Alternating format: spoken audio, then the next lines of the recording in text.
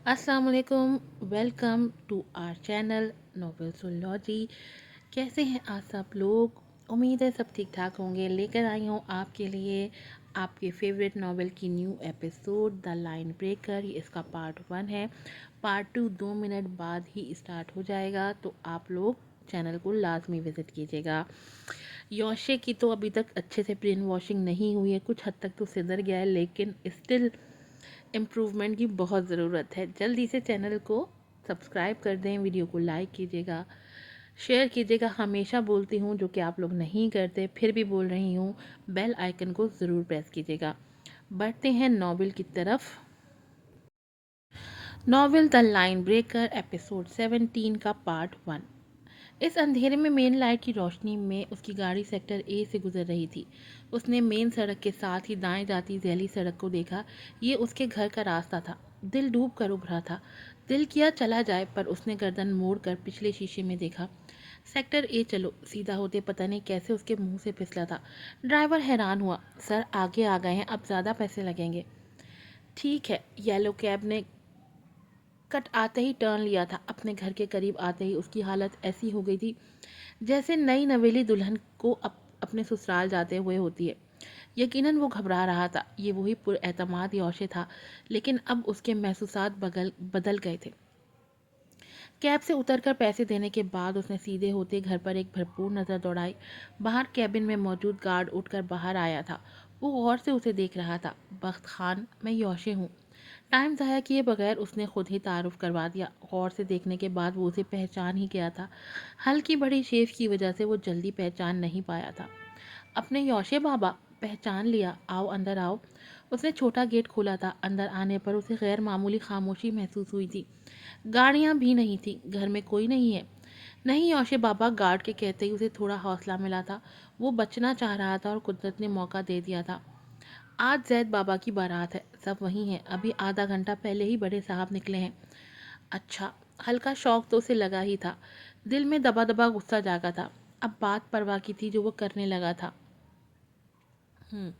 उसे फौरी तौर पर समझ नहीं आया कि क्या कहे और किधर जाए। आप हॉल जाना चाहते हैं तो मैं आपको बता देता हूँ। उसकी मुश्किल उसने आसान कर दी थी और झट से केबिन के अंदर जाकर शादी कार्ड लाकर उसके हाथ में पकड़ा दिया था, जो पता बताने के मकसद से ही रखा था। उसने शादी कार्ड पर नज़र डालकर पता नोट किया और फिर उसे वापस पकड़ा दिया। यौशे बाबा, साथ ले जाएं, आपको मुश्किल होगी। वो अपनी समझ से सही बोला था। हाँ, मैंने नोट कर लिया है। बख्त खान को लगा कि उसने जैसे उसे टरखाया है, पर पता नोट करने के लिए यौशे की एक नज़र काफ़ी थी। वो अब्रू को शहादत की उंगली से खुजाता मुड़ रहा था, जैसे किसी सोच में हो। उसका दिमाग खिचड़ी पका रहा था। सुनो, उसने कदरे मुड़ते गला खंकार कर उसकी तरफ मुतवज्जा हुआ। वो तुम्हारे पास घर वालों के नंबर होंगे। वो समझ सकता था कि ये कहने पर सामने वाले के तासुरात क्या होंगे। जी बाबा, सबके हैं। वो हैरान होते हुए बोला। मालिक ना बताएं, पर नौकर हर बात से वाकिफ़ होते हैं। वो कुछ कुछ यौशे के मामले से वाकिफ़ था। फिर उसने इब्राहिम, जैद और जेनिफर का नंबर भी दिया। सारे दो, यौशे के कहते वो गड़बड़ाया। और किसका दूं? जो इस घर में रहते हैं सबके। अब के यौशे भवें सुकेड़ कर बोला। वो अपने मतलब का नंबर लेना चाहता था। बख्त नीमल का नंबर देते हल्का सा हिचकिचाया था, लेकिन देना तो था। वो घर के मालिक का बेटा था और नीमल का शौहर। उसने खामोशी से उसका नंबर भी दे दिया था। वो उस नंबर पर गहरी नज़र डालते उसकी तरफ मुतवज्जा हुआ। सुनो, मेरे यहाँ आने का किसी को ना बताना। लेकिन बख्त खासा हैरान हुआ। मैं कैसे छुपा सकता हूँ? इसमें छुपाने वाली क्या बात है? बस मैं नहीं आया, बात ख़त्म। ये कहकर वो मुड़ने लगा था। इस सेक्टर के अंदर तो उसे कैब नहीं मिलने वाली थी। बख्त खान फौरन बोला, कैब मेन से ही मिलेगी। फिर बख्त ने किसी को फ़ोन मिलाया था। थोड़ी देर बाद येलो कैब आ गई थी। ये जानने वाला है, आपको छोड़ देगा। वो अपना छोटा सा लगेज उठाए हॉल में दाखिल हुआ था।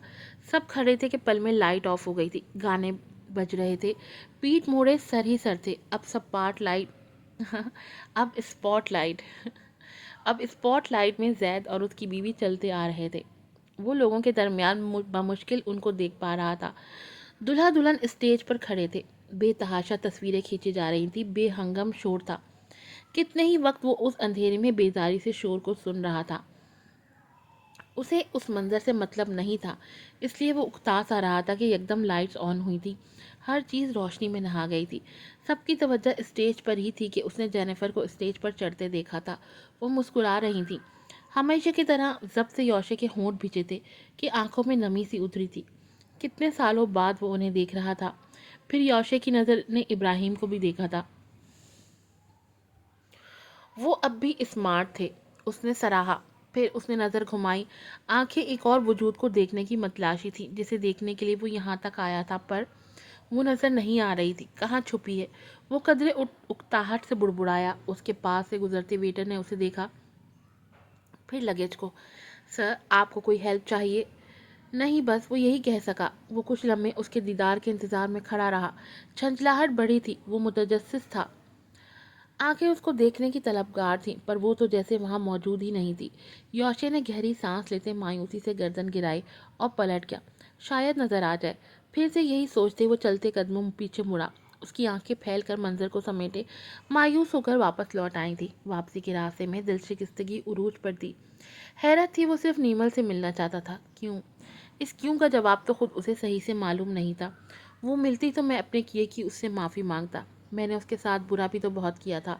वो पछता रहा था, गिल्ट महसूस कर रहा था, और उसके लिए ये बहुत बड़ी बात थी कि वो नीमल से माफ़ी मांगने के मुतालिक सोच रहा था, और उससे ज़्यादा कुछ नहीं। इस टाइम बशीर भाई के अलावा कोई सराय में नहीं था। वो आज ऑफिस से जल्दी आ गया था।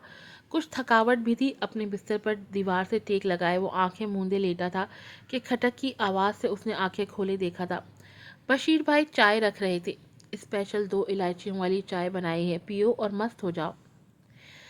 याशी ने कप को देखा, फिर उन्हें। वो ऐसी चाय तब बनाते थे जब वो खुश होते थे। दीदारे यार हुआ कि नहीं? बशीर ने जोमानी अंदाज में पूछा। वो काफ़ी अर्सा पहले ही से उनके रिश्ते से वाकिफ थे। यौशी ने नज़र उठाकर उन्हें देखा। लफ्ज़ तो समझ नहीं आए थे, लेकिन जिस अंदाज से पूछा गया था वो मतलब समझ गया था। नहीं कहकर उसने कप उठा लिया था। चाय की आदत उसे नहीं थी, लेकिन वो उनका दिल रखने के लिए पी लेता था। अजीब उल्टे दिमाग के इंसान हो। फिर गए क्यों थे? वो खफा से बोले। आपको किसने कहा कि मैं वहाँ गया था? वो सिप लेते पूछने लगा।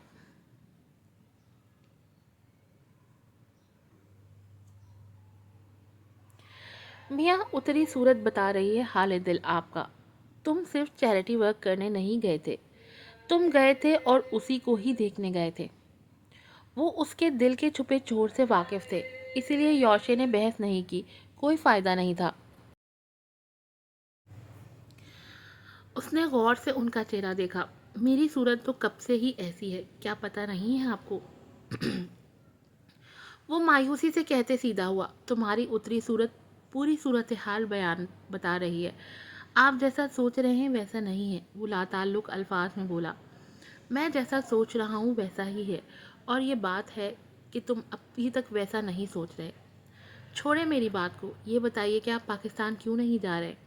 वो जैसे समझकर भी बात को बदल गया। बशीर उसकी उकताहट को महसूस कर गए थे। वो इस मसले पर बात नहीं करना चाहता था।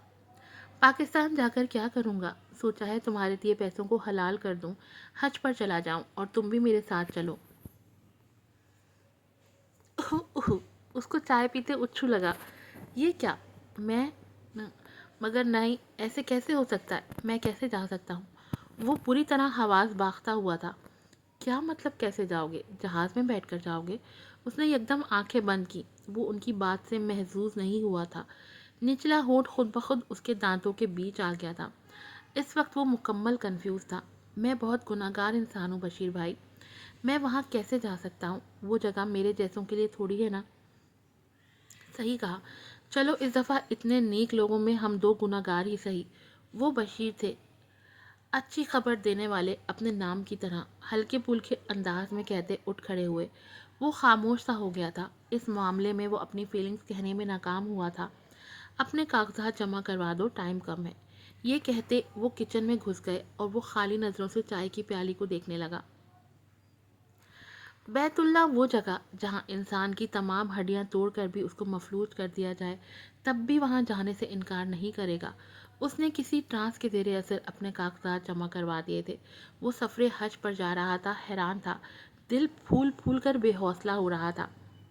جانے سے پہلے وہ اپنے بیٹے کی قبر پر آیا تھا۔ تمہیں پتہ ہے میں اللہ کے گھر جا رہا ہوں۔ آج میری بے یقینی ختم ہونے کا نام ہی نہیں لے رہی۔ تم ہی بتاؤ، کیا میرے جیسا شخص تمہارا باپ وہاں جانے کے قابل ہے؟ نہیں نا، میں کیسے کھڑا ہو پاؤں گا وہاں؟ سچ بتاؤ۔ ڈر لگا رہا ہے، پتہ ہے کیسا ڈر؟ تمام مخلوقات قطار در قطار کھڑی ہوں، اس کے پیچھے بے جان چیزیں ہوں، اور میں اس کائنات کے آخری ذرے کے پیچھے دبکا چھپا بیٹھا ہوں کہ کسی کو نظر نہ آؤں، اور میں کنکھیوں سے ڈرتے اللہ ہی کو دیکھ رہا ہوں کہ کہیں وہ مجھے دیکھ نہ لے اور یکدم وہ مجھے اپنے سامنے کھڑا کر دے تو خوف سے میرا دل پھٹ جائے۔ بس کچھ یوں ہی اس وقت محسوس ہو رہا ہے۔ وہ اپنے بچے کی قبر پر ہاتھ پھیرتا اس کو اپنے احساسات بتا رہا تھا۔ آج بھی وہ اس اسٹیج پر مد مقابل تھے۔ وہ دل کی بات اسی سے ہی کرتا تھا، کیونکہ پورے کینیڈا میں وہ اس کا اپنا تھا، اپنا خون تھا۔ وہ ابھی بھی راتوں کو ڈر کے اٹھ جاتا تھا، ابھی بھی دعا کے لیے ہاتھ اٹھاتا تھا تو اسے اس میں اپنے بیٹے کا چہرہ نظر آتا تھا۔ یہ تکلیف تھی، لیکن اس کی زندگی کا حصہ تھی، جیسے نہانا دھونا یا دوسرے کام کرنا۔ وہ اب ان کے بغیر نہیں رہ سکتا تھا۔ آج نہ چاہتے ہوئے بھی وہ گرینی سے ملا تھا۔ وہ اسے دیکھ کر خوب روئی تھی۔ 2 سال بعد تم مجھ سے ملے ہو، اسی وقت میں نے تمہاری خیریت تمہاری ماں کو پہنچائی تھی۔ تمہیں بہت یاد کرتی ہے یوشے، تم ان سے مل کیوں نہیں لیتے؟ وہ اب اس سوال کا کیا جواب دیتا؟ جس طرح ڈیڈ نے اسے گھر سے نکالا تھا، وہ بھولا تو نہیں تھا۔ گرا تھی جو اس کے دل میں بند سی گئی تھی۔ حالانکہ وہ اپنی غلطی مانتا بھی تھا، لیکن اسے محسوس ہوتا تھا کہ کسی کو اس کی ضرورت نہیں ہے۔ لیکن وہ یہاں غلط تھا۔ بھلا کبھی ماں باپ کو بھی اپنے بچوں کی ضرورت نہ ہو؟ ایسا ہو سکتا ہے؟ حالانکہ وہ خود باپ تھا اور اولاد کے بچھڑ جانے کی تکلیف سے اچھی طرح آشنا تھا۔ آج کی ایپیسوڈ یہیں پر ختم ہوتی ہے۔ اس کا دوسرا پارٹ 2 منٹ کے بعد اسٹارٹ ہو جائے گا، تو پلیز انتظار کیجیے گا۔ پھر ملوں گی آپ سے نئی ایپیسوڈ کے ساتھ۔ السلام علیکم۔